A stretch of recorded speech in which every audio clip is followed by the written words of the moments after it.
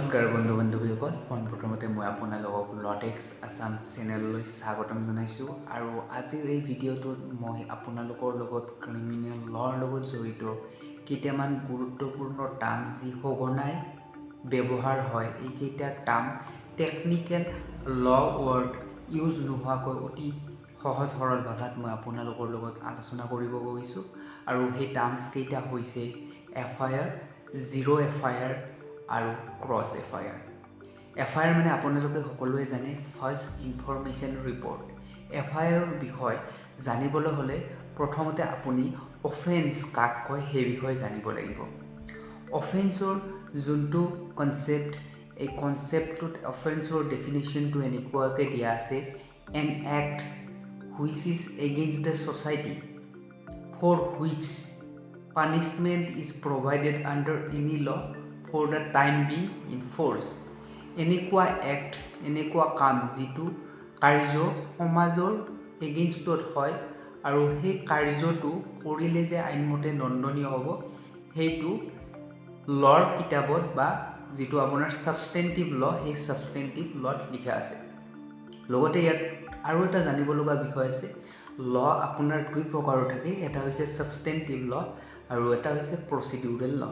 ছাবষ্টেণ্টিভ ল' মানে হৈছে এনেকুৱা কাৰ্য যিটো মানে অপৰাধ হিচাপে স্বীকৃতি দিয়ে, মানে অপৰাধ হিচাপে আইনৰ কিতাপত লিখা আছে, যিটো আইনমতে দণ্ডনীয়, আৰু সেইটো অপৰাধ যদি হয়, সেই অপৰাধটোৰ আপোনাৰ পানিছমেণ্ট, ইমপ্ৰিজনমেণ্ট কিমান হ'ব, জেল কিমান হ'ব, ফাইন কিমান হ'ব, এইবিলাক দিয়া আছে। আৰু সেই অপৰাধৰ ডেফিনেশ্যনটো দিয়া আছে। সেইবিলাক লক ছাবষ্টেণ্টিভ ল' বুলি কয়। আৰু সেই অপৰাধটো যদি হৈ যায়, তেনেহ'লে সেই অপৰাধটো ৰেমিডি হিচাপে কাৰোবাৰ লগত যদি হয়, তো সেই অপৰাধটোক, সেই দোষীজনক শাস্তি দিবৰ কাৰণে আপুনি যোনটো ল' ফ'ল' কৰিব, সেইটো লক আপোনাৰ প্ৰচিডিউৰেল ল' বুলি কয়। ছাবষ্টেণ্টিভ ল' মানে আপোনাৰ ধৰক BNS 2023, যি আগত আছিলে IPC 1860, এইটো হৈছে এটা ছাবষ্টেণ্টিভ ল'। আৰু প্ৰচিডিউৰেল ল' হৈছে আপোনাৰ যেনেকুৱা BNSS 2023, যোনটো আগতে আছিলে CRPC, ক্ৰিমিনেল প্ৰচিডিউৰ কোড বা CPC। তো আপোনালোকে গম পালে ল' দুই প্ৰকাৰৰ, এটা হৈছে ছাবষ্টেণ্টিভ ল' আৰু এটা হৈছে প্ৰচিডিউৰেল ল'। আৰু আপোনালোকে গম পালে অফেন্স কাক কয়। অফেন্সটো হৈছে, অপৰাধটো হৈছে এনেকুৱা কাৰ্য যিটো সমাজৰ এগেইনষ্টত হয় আৰু যিটো কমিটেড হ'লে সেইটো পানিছমেণ্ট হিচাপে ল'ৰ কিতাপত ছাবষ্টেণ্টিভ ল'ত দিয়া আছে আৰু সেইটো আইনমতে দণ্ডনীয় হয়, সেইটোকে আপোনাৰ অপৰাধ বুলি কয়। এতিয়া অপৰাধ আকৌ বিভাজন হৈছে দুটা ভাগত। অপৰাধ দুই ধৰণৰ থাকে, এটা হৈছে কগনিজেবল অফেন্স আৰু এটা হৈছে non cognizable offence. Cognizable offence মানে হৈছে আপোনাৰ চিৰিয়াছ, গম্ভীৰ অপৰাধ, আৰু নন কগনিজেবল অফেন্স মানে হৈছে আপোনাৰ কম গম্ভীৰ, যিটো অলপ চিৰিয়াছ, সাধাৰণ অপৰাধ, সেইবিলাকক নন কগনিজেবল অফেন্স বুলি কোৱা হয়। তো প্ৰথমতে আপোনালোকক কৈছিলোঁ FIR মানে হৈছে ফাৰ্ষ্ট ইনফৰমেশ্যন ৰিপৰ্ট।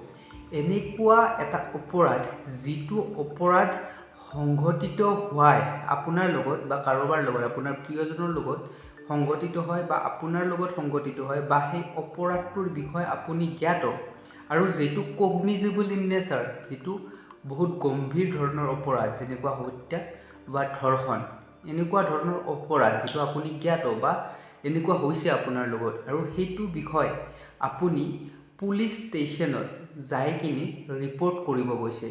এনেকুৱা অফেন্স যিটো কগনিজেবল হয় আৰু যিটো অফেন্সৰ বিষয়ে আপুনি পুলিচ ষ্টেচনত ইনফৰমেশ্যন দিব গৈছে, মৌখিকভাৱে বা লিখিতভাৱে বা ডিজিটেলি। তো আপুনি যদি দিব গৈছে, তেনেহ'লে সেইটো ৰিপৰ্ট আপোনাৰ পুলিচে কি কৰে, সেইটো ৰিপৰ্ট দাখিল কৰে, তাৰপিছত সেইটো ৰিপৰ্টৰ ওপৰত ইনভেষ্টিগেশ্যন হয় আৰু আপোনাৰ FIRখন ৰেজিষ্টাৰ হয়। আৰু এই কগনিজেবল অফেন্সটোত পুলিচে আপোনাৰ ৱাৰেণ্ট নোহোৱাকৈ, কোৰ্টৰ অনুমতি নোহোৱাকৈ এজন ব্যক্তিক এৰেষ্ট কৰিব পাৰে।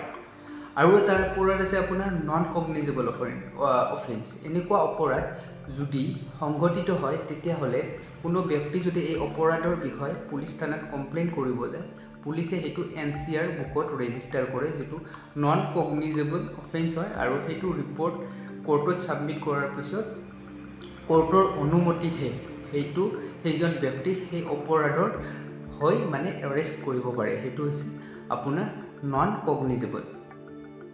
এতিয়া আপোনালোকে এফআইআৰ মানে কি গম পাইছে, এনেকুৱা অপৰাধ যিটো অপৰাধ আপোনাৰ ফাৰ্ষ্ট ইনফৰমেশ্যন ৰিপৰ্ট পুলিচ ষ্টেচনত যায়, যিটো পুলিচ ইনচাৰ্জ হয়, head of the police station হয়, তাৰ তাত ৰিপৰ্ট কৰে, সেইটোকে কোৱা হয় এফআইআৰ বুলি।